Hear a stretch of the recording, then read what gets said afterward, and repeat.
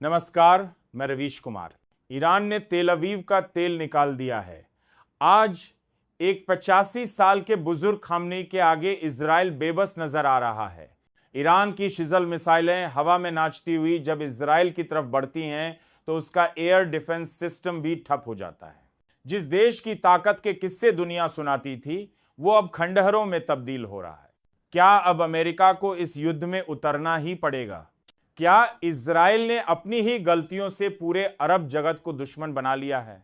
आज हम इसी पर बात करेंगे विस्तार से और ठोस तथ्यों के साथ। ईरान ने तेल अवीव का तेल निकाल दिया है। जी हां, आप सही सुन रहे हैं। 85 साल के बुजुर्ग खामनेई ने नाको चने चबवा दिए हैं। आज जब शिजल मिसाइल इजराइल की तरफ दाग दी गई तो दुनिया के देश देखते रह गए। ये मिसाइल हवा में नाचते हुए चलती है जिससे इजरायली एयर डिफेंस सिस्टम धरे के धरे रह गए। ये मिसाइल ईरान से सिर्फ 7 मिनट में इजराइल पहुंच जाती है और 2000 किलोमीटर तक मार कर सकती है।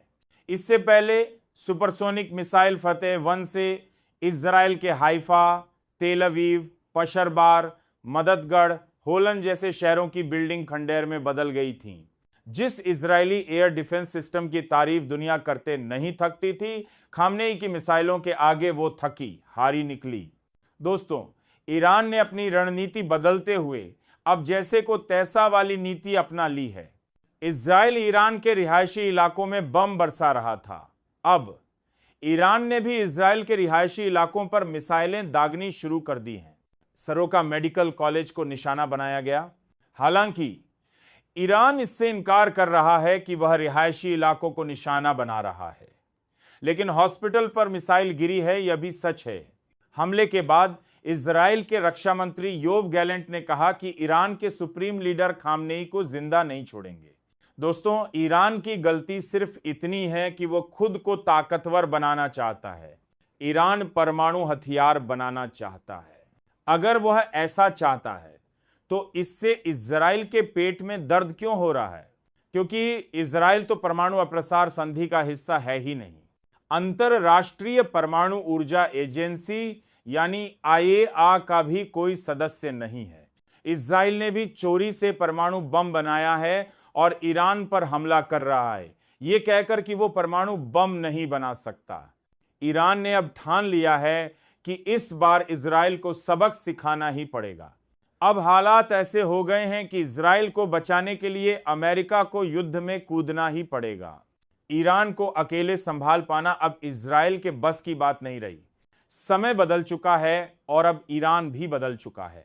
दोस्तों, इजराइल खुद को ताकतवर दिखाने के लिए उलझुलूल बयानबाजी करता रहता है, लेकिन युद्ध के समय नेतन्याहू और उनकी टीम इतनी हताश है कि खामनेई की हत्या करने की बातें कर रहे हैं। नेतन्याहू ने खुद कहा कि यह युद्ध खामनेई की हत्या के बिना खत्म नहीं होगा। ट्रंप ने भी कहा कि हमें मालूम है कि खामनेई कहां छिपे हैं, हम सब जानते हैं, लेकिन हम उनकी हत्या अभी नहीं करेंगे।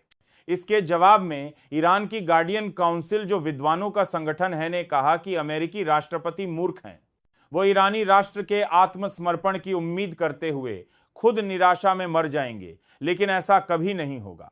इजराइल ने सबसे बड़ी गलती तब की जब उसने 3 मुस्लिम देशों को अपने खिलाफ कर लिया। जब इजरायली सेना ने बयान जारी कर दिया कि उन्होंने ईरान के बुशेहर न्यूक्लियर प्लांट पर हमला कर दिया है और उसे खंडहर बना दिया है। जैसे ही यह बयान आया, कुवैत, कतर और UAE बेचैन हो गए। इन देशों को अब इजराइल अपना सबसे बड़ा दुश्मन लगने लगा। दरअसल इजराइल ने दावा किया कि नताज, इस्फहान और अराक रिएक्टर पर हमला किया गया है। ये तीनों न्यूक्लियर प्लांट अलग अलग जगह पर हैं और तीनों से बिजली बनाई जाती है। इजराइल को लगा कि दुनिया उसे एक ताकतवर देश मानेगी, लेकिन बाद में उसे माफी मांगनी पड़ी, क्योंकि बुशहर न्यूक्लियर प्लांट अरब सागर की खाड़ी के किनारे स्थित है। इस प्लांट को रूस ने बनवाया था और ईरान को बिजली देने के लिए यूरेनियम भी रूस ही देता है। यह न्यूक्लियर रिएक्टर इतना बड़ा है कि अगर इस पर हमला हुआ और रिसाव शुरू हुआ तो पानी में जहर फैल जाएगा।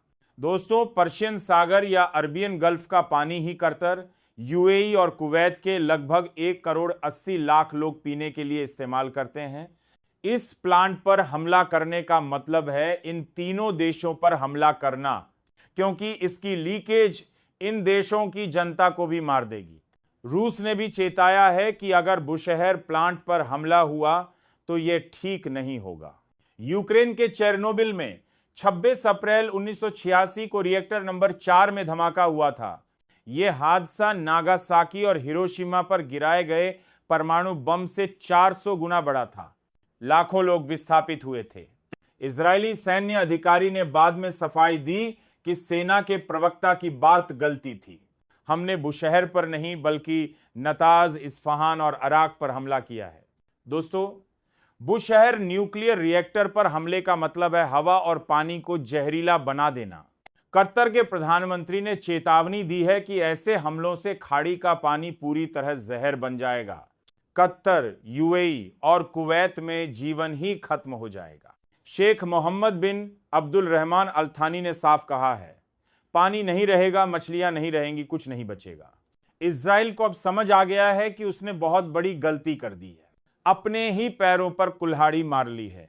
अनजाने में उसने दूसरे मुस्लिम देशों को चुनौती दे दी है और इस चुनौती को इजराइल अब झेल नहीं पाएगा, क्योंकि वह पहले ही ईरान को नहीं संभाल पा रहा है और अब अमेरिका से युद्ध में आने की गुहार लगा रहा है।